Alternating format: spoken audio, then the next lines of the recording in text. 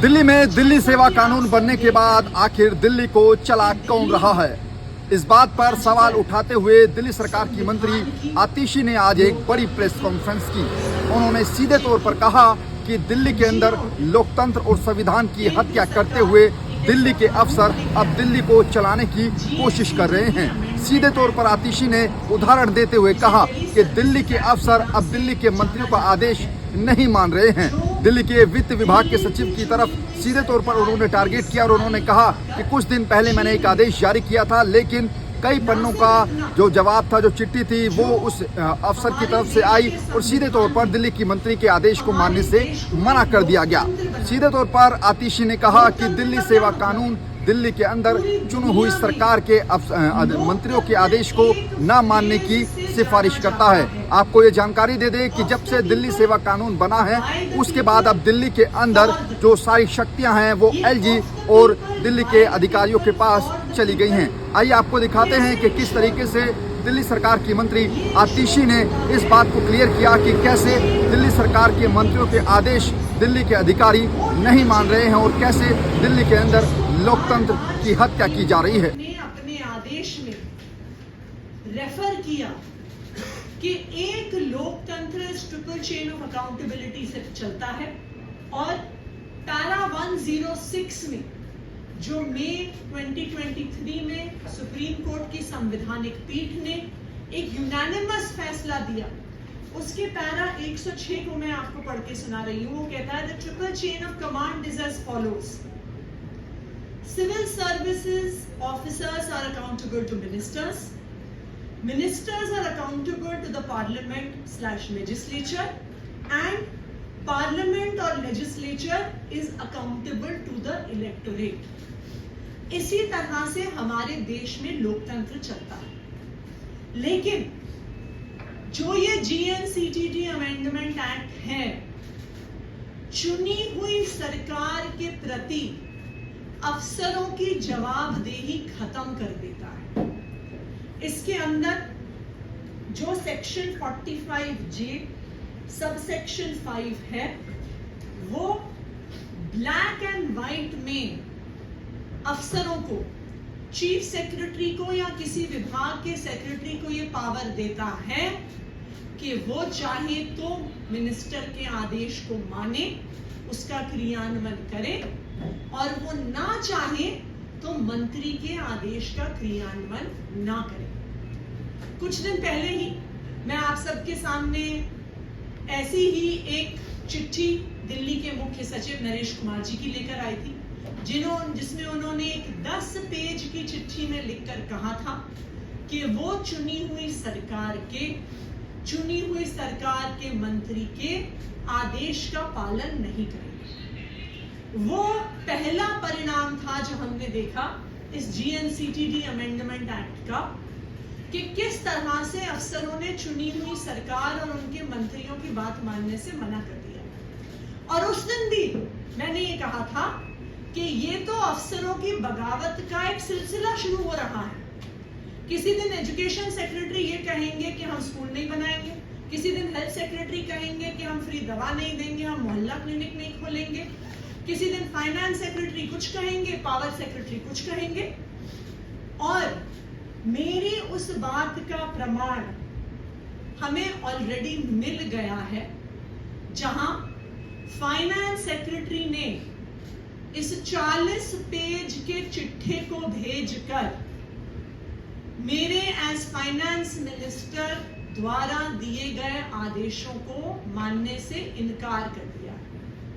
Principal secretary finance आशीष चंद्र वर्मा जी ने मुझे चिट्ठी भेजी और कहा कि जो एक आदेश कैलाश गहलोत जी ने एज फाइनेंस मिनिस्टर 5 जून को दिया था और जो आदेश मैंने एज फाइनेंस मिनिस्टर 12 जुलाई को दिया था, उन्होंने ये 40 पेज की चिट्ठी लिखकर फाइनेंस मिनिस्टर के आदेश को मानने से मना कर दिया।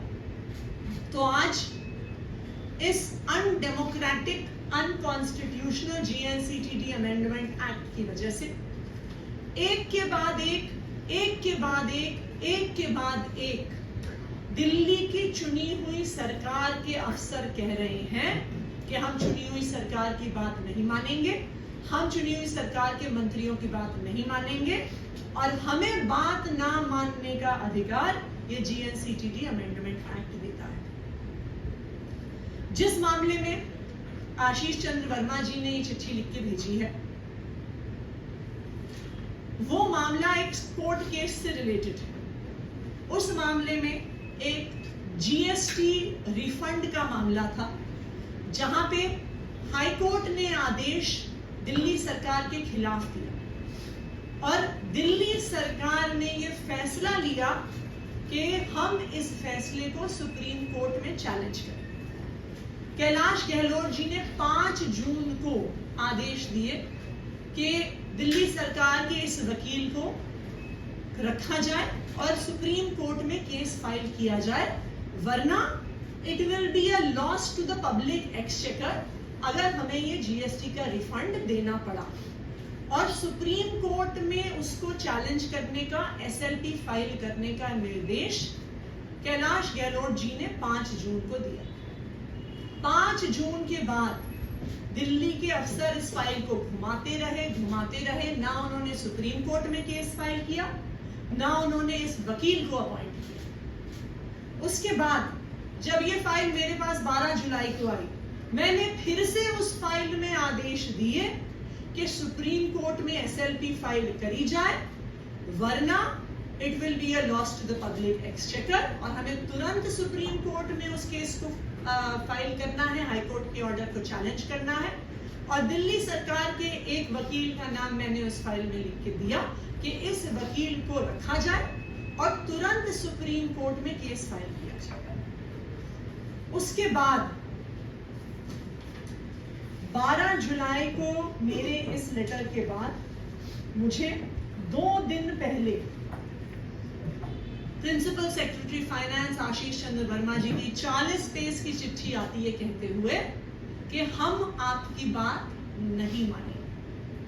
अब जब डे टू डे गवर्नेंस के इश्यूज, जीएसटी रिफंड से जुड़े हुए कोर्ट केसेस और उनके चैलेंजेस पर भी अगर अफसर, सेक्रेटरीज, चीफ सेक्रेटरी दिल्ली की चुनी हुई सरकार और उनकी मंत्रियों की बात नहीं मानेंगे, तो दिल्ली की जनता के काम आखिरकार कैसे होंगे।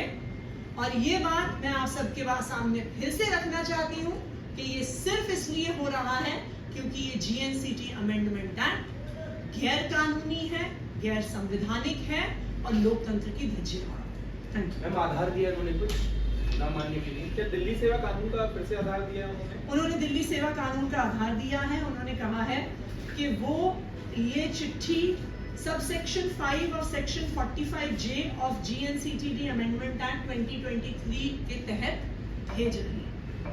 लेकिन मैम कुछ तो उसका रीजन होगा, क्या उन्होंने टेक्निकल आर्गुमेंट दिए कि क्यों अपॉइंट नहीं कर सकते हैं, क्यों सुप्रीम कोर्ट नहीं कर सकते? उनका ये कहना है कि ये डिसाइड करने का अधिकार सिर्फ एलजी साहब को है, जबकि ये बिल्कुल क्लियर है हाई कोर्ट से लेके 2017 से सुप्रीम कोर्ट तक ये एस्टैब्लिश्ड है। हाई कोर्ट में भी 2017 में जब 2015 के नोटिफिकेशन के मामले में दिल्ली सरकार केस हार गई थी, उसने भी, उस डबल बेंच ने भी, हाई कोर्ट ने भी अपहोल्ड किया था कि चुनी हुई सरकार के पास ही अधिकार है वकील चुनने का। Not just this is a basic principle of justice कि जो उस मैटर में केस लड़ रहा है उसको अपने चॉइस का काउंसिल एंगेज करने का अधिकार है। ये तो बेसिक जस्टिस का प्रिंसिपल है। तो इसका मतलब ये है कि अब ये कह रहे हैं, क्योंकि अक्सर पास्ट में ऐसा हुआ भी है कि दिल्ली की चुनी हुई सरकार एलजी साहब के खिलाफ कोर्ट में गई है, कई आदेश एलजी साहब के खिलाफ भी आए हैं। तो आज ये कहने की कोशिश कर रहे हैं कि अगर दिल्ली की सरकार एलजी साहब के खिलाफ अगर कोर्ट में जाएगी तो कौन वकील अपीयर होगा, ये एलजी साहब डिसाइड करेंगे उनके खिलाफ। मैम, उनकी आपत्ति जो वकील आपने चुन के नाम बताया उसको अपॉइंट करने के ऊपर है या पूरे केस को चुनौती देने के ऊपर है कि आप ये डिसाइड कर सकते हैं? देखिए, उन्होंने तो ये कहा, उन्होंने तो आदेश ही मानने से मना कर दिया है। अब आप देखिए 5 जून को कैलाश गहलोत जी ने as finance minister supreme court में एसएलपी फाइल करने को, और ये simple day to day matter है, ये कोई कंट्रोवर्शियल मैटर नहीं है, ये simple day to day matter है, जहां पे जीएसटी रिफंड का मैटर था कि कितने इनपुट टैक्स क्रेडिट्स एक असेसी क्लेम कर सकता है या नहीं कर सकता। हाई कोर्ट का फैसला दिल्ली सरकार के खिलाफ आया, इसका मतलब दिल्ली सरकार को उस असेसी को काफी पैसे देने पड़ते, तो उसके तहत 5 जून से आज तक ये केस नहीं फाइल हुआ है, 2 बार मंत्रियों के आदेश देने के बावजूद। और अब 2 दिन पहले परसों शाम को ये चिट्ठी 40 पेज की मेरे पास आई है, ये कहते हुए कि प्रिंसिपल सेक्रेटरी फाइनेंस आशीष चंद्र वर्मा जी हमारे आदेश का पालन नहीं करते। मैम कितना अमाउंट है और कौन सा वकील आप रिसीव कर रहे थे? अमाउंट मैं आपको चेक करके बताऊंगी। आई थिंक तीनों केसेस में शायद मिला के तकरीबन एटलीस्ट 1 करोड़ का तो अमाउंट होगा, वो हर केस में सम लैक्स का अमाउंट है, ये हम कह देंगे। जो लॉयर्स भी अपॉइंट होने हैं, they are additional standing counsels of the Delhi government. जी बीजेपी का आम आदमी पार्टी अकाली दिल्ली सरकार के मंत्रियों पर ये आरोप है कि G20 की जो भी प्रिपरेशन हो रही है, जो भी सौंदर्यीकरण चल रहा है, तो उसको वो तो सारा जो है वो under the leadership of LG के हो रहा है, जबकि जो मंत्री हैं दिल्ली सरकार को सारा क्रेडिट खुद लेना चाह रहे हैं कि हाँ सारा हम करो। देखिए, ये बीजेपी की क्या कहें तुच्छ मानसिकता दिखाती है।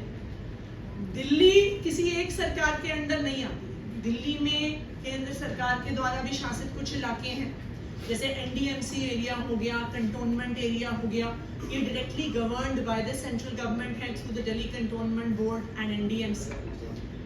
दिल्ली में कुछ चीजें दिल्ली की चुनी हुई सरकार के अधिकार क्षेत्र में आती हैं और कुछ चीजें दिल्ली की एमसीडी के अधिकार क्षेत्र में आती हैं। G20 की जो सारी तैयारियां हुई हैं उसमें ये सब एजेंसी शामिल है।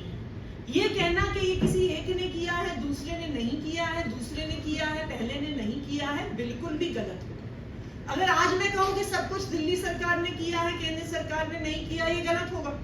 उसी तरह से ये कहना कि सब कुछ केंद्र सरकार ने किया है, दिल्ली सरकार और एमसीडी ने कुछ नहीं किया, ये भी गलत होगा। बिल्कुल केंद्र सरकार ने किया है। जो प्रगति मैदान का पिछले 5-7 साल से रिकंस्ट्रक्शन चला है, जहां पर G20 की एक्शन कॉन्फ्रेंस होनी है, बिल्कुल केंद्र सरकार ने बनवाया है।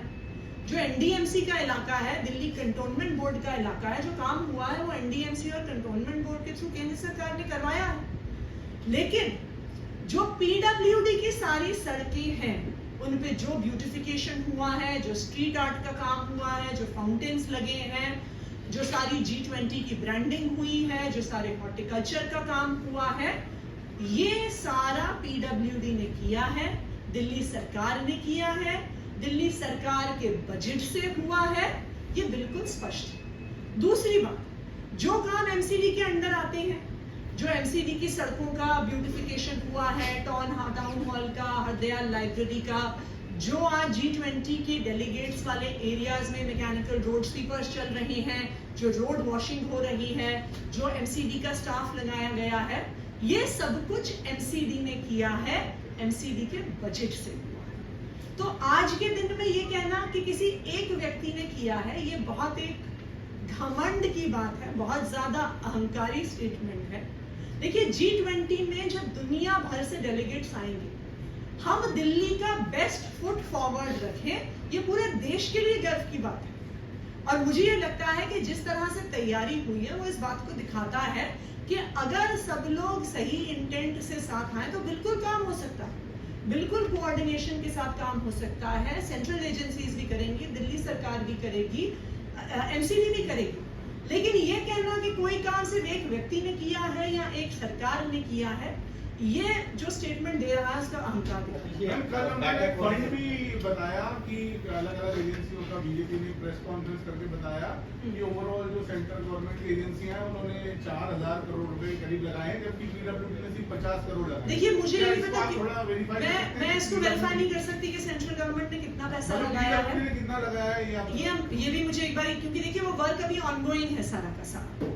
तो कितना पैसा पीडब्ल्यूडी का लगा है, ये काम जो हो रहा है ब्यूटिफिकेशन का, मैं कल लोधी रोड गई थी, ये काम तो पिछले 1.5 साल से चल रहा है। और जो अलग अलग स्ट्रेचेस, आज मैं राजघाट भी जा रही हूँ एक इंस्पेक्शन के लिए, ये स्ट्रेचेस तो पिछले 1.5-2 साल से अलग अलग सेंट्रल दिल्ली के स्ट्रेचेस, मोतीबाग, बसंत कुंज, राजघाट के सारे स्ट्रेचेस पिछले 1.5-2 साल से इनकी ब्यूटिफिकेशन का काम था। केंद्र सरकार ने कितना पैसा खर्च किया है, उसमें प्रगति मैदान कॉम्प्लेक्स में ही कितना पैसा खर्च हुआ है, एयरपोर्ट में कितना पैसा खर्च हुआ है, बुलेट प्रूफ कार खरीदने में कितना पैसा खर्च हुआ है, ये तो केंद्र सरकार बताएगी, ये तो हम नहीं बता सकते। मैं आपको बस इतना स्पष्ट तौर से बता सकती हूँ कि जो सेंट्रल एजेंसीज का एरिया है, एनडीएमसी का, दिल्ली कैंटोनमेंट बोर्ड का और प्रगति मैदान के अंदर का, बिल्कुल उसमें केंद्र सरकार ने काम किया। हम तो नहीं कह रहे कि हमने किया है। जो पीडब्ल्यूडी का एरिया है उसमें हमने ब्यूटिफिकेशन का काम किया है, और सिर्फ आज से नहीं, 1-1.5 साल से वो काम चल रहा है। कोई भी सड़कों का मेकओवर एक दिन में नहीं होता है, ये काम 1-1.5 साल से चल रहा है। उसी तरह से जो एमसीडी का काम है वो एमसीडी। मैडम, एक प्रेमोदय खाता से रिलेटेड क्वेश्चन है। Apparently women and child development department ने कोई एफिडेविट दिया है कि survivor was in relationship with 2-3 different main and the pregnancy which was terminated could have been, of any of those persons? देखिए, उन्होंने क्या एफिडेविट दिया है, ये सवाल आपको चीफ सेक्रेटरी और एलजी साहब से पूछना पड़ेगा, क्योंकि वो लोग इन सारे मैटर्स को सर्विस मैटर्स करार करके दिल्ली की चुनी हुई सरकार के अधिकार क्षेत्र से बाहर बताते हैं। तो अगर एफिडेविट दिया गया है तो चीफ सेक्रेटरी के अप्रूवल से दिया गया होगा। तो ये सवाल मुझे लगता है चीफ सेक्रेटरी और एलजी साहब, क्योंकि वो कहते हैं कि सर्विस मैटर्स तो दिल्ली की चुनी हुई सरकार के अधिकार क्षेत्र के बाहर है, हम आपको दिखाएंगे नहीं, हम मंत्रियों से पूछेंगे नहीं। तो इसका जवाब मुझे लगता है एलजी साहब से और चीफ सेक्रेटरी से। दो इम्पोर्टेंट सवाल है इसमें। कल आम आदमी पार्टी ने प्रेस कॉन्फ्रेंस की थी, ईडी पर सवाल खड़े किए थे, उसी का जवाब देते हुए भारतीय जनता पार्टी गौरव भाटिया ने प्रेस कॉन्फ्रेंस की और उन्होंने भ्रष्टाचार के आरोप लगाए और तमाम सवाल खड़े किए कि जांच एजेंसियां तो अपना काम कर रही हैं, तभी ईडी का अधिकारी जो है वो पकड़ में आया है। और एक तरह से आम आदमी पार्टी राज्य सरकार पर भ्रष्टाचार के मामले को लेकर वो हमलावर थे। आपका इस पर एक प्रतिक्रिया मुख्यमंत्री? देखिए, अब तो एक्साइज पॉलिसी पर इन्वेस्टिगेशन करते करते शायद 2 साल केंद्र सरकार ने लगा दिए हैं। ईडी के सैकड़ों अफसर, सीबीआई के सैकड़ों अफसर, दिल्ली पुलिस के अफसर, एसीबी के अफसर, मैं तो एक मोटा अनुमान लगा रही हूँ, कम से कम 1000 अफसर केंद्र सरकार की अलग अलग एजेंसियों को के इस एक्साइज पॉलिसी मामले का इन्वेस्टिगेशन करना है। लेकिन इस 1-1.5 साल के इन्वेस्टिगेशन के बाद, हजारों अफसर लगाने के बाद भी अभी तक मनीष सिसोदिया के पास वो एक चवन्नी नहीं दिखा पाए। वो एक चवन्नी नहीं दिखा पाए हैं कि प्रोसीड्स ऑफ क्राइम क्या है। ना कोई कैश, ना कोई ज्वेलरी, ना कोई सोने के बिस्किट, ना कोई प्रॉपर्टी, ना कोई बिजनेस, ना कोई शेल कंपनीज, ना मनीष सिसोदिया जी से, ना उनके परिवार से, ना उनके किसी क्लोज व्यक्ति से वो एक भी पैसे के भ्रष्टाचार का सबूत सामने नहीं रख पाए। मैम, एक सवाल ये है कि प्रधानमंत्री